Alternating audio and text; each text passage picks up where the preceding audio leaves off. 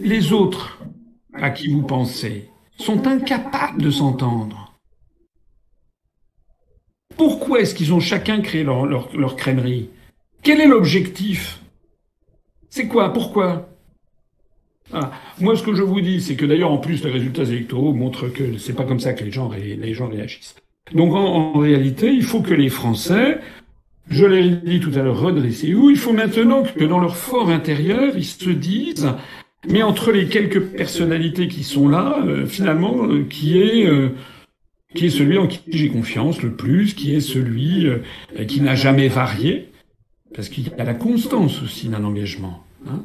J'aimerais que, d'ailleurs, De Gaulle le dise, c'est dans son discours du 18 juin 1942 à l'Albert Hall de Londres. De Gaulle a dit, on dit de nous, en parlant de la France libre, comme ils sont exigeants, etc. Il est vrai qu'on voudrait qu'il y ait des accommodements, et c'est ça. Et De Gaulle dit, c'est justement parce que nous sommes dans une situation de très grande faiblesse que nous devons être intransigeants, que serait devenue la patrie si Jeanne d'Arc, si Danton, si Clémenceau avaient voulu transiger. Et transiger avec qui? Je rappelle que parmi les personnalités que vous évoquez, que vous n'avez d'ailleurs pas citées, mais il y en a d'ailleurs la plupart qui ne veulent pas sortir de l'Union européenne, de l'euro et de l'OTAN, et la totalité,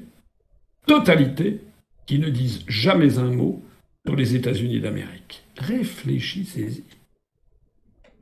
C'est un pan de réflexion, voilà, envoyé à nos chers spectateurs de Juste Milieu. On aura l'occasion d'ailleurs dans quelques jours de poser les mêmes questions. C'est le but de Juste Milieu à Florian Philippot, qui sera également invité dans l'émission. Nommons-le, ne tournons pas trop longtemps autour du pot, lui et d'autres bien sûr. Et c'est le but, voilà, sur Juste Milieu d'évoquer ces questions-là. Vous lui demanderez deux choses si vous me le permettez.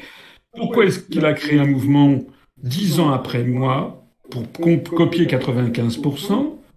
Qui est le diviseur dans ce genre de situation? Vous lui demanderez deuxièmement, pourquoi est-ce qu'il a menti devant Bourdin, il aurait été reçu à l'automne 2017, Bourdin, qui m'avait reçu 2 fois en tant que candidat à l'élection présidentielle. Bourdin reçoit Philippot à l'automne 2017, et Florian Philippot donc annonce qu'il crée un parti pour sortir de l'Union européenne. Allez voir sur Internet, tout le monde l'a à l'esprit. Jean-Jacques Bourdin dit, mais vous êtes le seul. Vous êtes le seul parti à dire ça? Et Philippot dit oui. Et Bourdin dit, vous êtes vraiment le seul. Bourdin savait que c'était faux. Il m'avait reçu et j'avais fait quand même 1% des suffrages. 330 000 Français qui ont voté pour moi. Et 3 mois avant pour sortir de l'Union européenne. Donc c'est quand même, les gens qui s'intéressent à la politique savent évidemment que c'était faux. Et donc Bourdin dit, vous êtes vraiment le seul? Et Philippot dit oui. Le plus extraordinaire d'ailleurs dans cette histoire, là aussi, je trouve que, moi c'est un peu comme Sherlock Holmes, hein, votre émission. Que les gens qui m'écoutent doivent se poser comme question, pourquoi Philippot a dit ça? Après avoir refusé, n'avoir jamais voulu venir à l'UPR, mais pourquoi il a dit ça? Et quelque chose qui est plus dingue aussi, pourquoi Jean-Jacques Bourdin, qui est quand même le journaliste politique français, à ce moment-là n'a pas dit à Philippot, non mais écoutez, vous exagérez, j'ai reçu M. Asselineau 2 fois, il a fait 1% des suffrages, c'était son programme. Pourquoi Bourdin ne lui a-t-il pas dit? Bonne enquête. Peut-être une solidarité inconnue des Français qui sont derrière. Bon, alors, maintenant, j'aimerais aussi que vous demandiez à M. Philippot, puisque vous allez le recevoir, pourquoi il a osé dire à ses troupes qu'il avait 300 promesses de parrainage en 2022, quand nous cherchions des promesses de parrainage, nous en avions 500, et nous savions qu'il n'en cherchait pas. Nous, on a eu chez nous des gens qui disaient « Ouais, mais il y a Philippot qui cherche ». On était obligés de dire « Écoutez, nous, ce que l'on voit sur le terrain, c'est faux. Moi, j'ai eu 300 promesses, 295, je sais plus. Bon, parce qu'entre-temps, j'ai eu des messages qui me sont venus des uns ou des autres pour me torpiller du camp que vous évoquez, hein. Faut pas, de la même façon que le général Giraud tapait sur De Gaulle, hein. On est dans la même situation. Hein, il faut que vous sachiez, puisque c'est le grand déballage, mais moi je suis prêt au grand déballage parce que la situation est trop grave. Il faut que vous sachiez que M. Cheminade a téléphoné personnellement à plusieurs dizaines de maires qui nous l'ont dit pour dire ne donnez pas votre parrainage à M. Asselineau, donnez-le à M. Kuzmanovic. Alors que Kuzmanovic ne cherchait pas ses parrainages. Donc, j'aimerais que vous demandiez si vous recevez Monsieur Cheminade, ou si vous recevez Monsieur Philippot ou Monsieur Kuzmanjuik, que vous leur demandiez qu'est-ce qui s'est passé en 2022. Alors, le résultat, vous savez, c'est que Monsieur Philippot, qui avait annoncé qu'il avait 300 promesses, il y a eu un parrainage. Et ça veut dire que c'est quelqu'un qui ment, mais d'une façon énorme à ses propres troupes. Et puis, j'aimerais que vous demandiez aussi à Monsieur Philippot encore un troisième truc. C'est que j'ai dîné avec lui en 2021, à l'été 2021. Nous étions 4. Et l'autre était Monsieur Thibault Longeon et Fabien du côté de Monsieur Philippot et Fabien Séma de mon côté. On a dîné, c'était rue Monsieur ou rue Madame, je sais plus, dans le 6e arrondissement. Et je me rappelle qu'on a eu cette conversation avec Florian Philippot. Je lui ai dit, pourquoi vous m'avez pas rejoint? Donc il m'a dit, ah, mais parce que vous auriez pas voulu que je vienne. C'est un peu fort de carré, il n'est pas venu nous voir. Donc ça, c'est un mensonge, encore une fois. Mais je lui ai dit, mais de toute façon, vous avez créé un parti qui reprend 98% de ce que je dis. Pourquoi avez-vous fait ça? Il me dit, non, c'est pas vrai. Je dis, ah bon? Il dit, oui, on a un différend majeur. Je dis, ah bon? Sur quoi? Et il me dit, vous savez ce qu'il me dit? Il me dit sur l'OTAN. C'est une connerie, me dit-il, de vouloir sortir de l'OTAN comme vous le dites. Ah bon? Et aujourd'hui, qu'est-ce qu'il fait, Monsieur Philippot? Il fait des manifestations pour sortir de l'OTAN.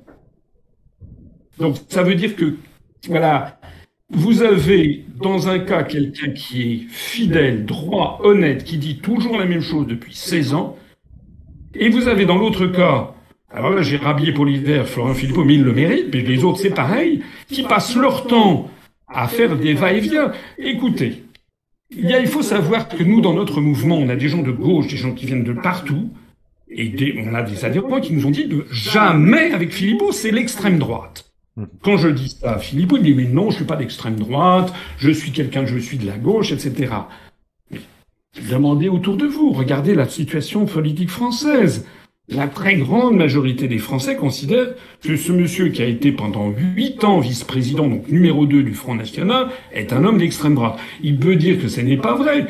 Ça, il peut le dire, mais il n'est pas perçu comme ça.